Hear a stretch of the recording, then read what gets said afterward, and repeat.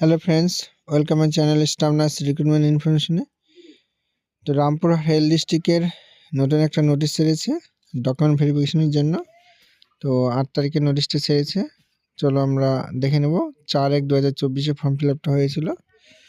Laboratory technician আর staff nurse under NAOSM। কী কী নিয়ে যেতে হবে বলে দিয়েছি। Print out of application form, voter card, Aadhaar card, PAN card, admit card, মাধ্যমিকের caste certificate, marksheet, certificate, residential address proof, document, experience certificate যদি থাকে, computer knowledge certificate, any other document if applicable. তারপর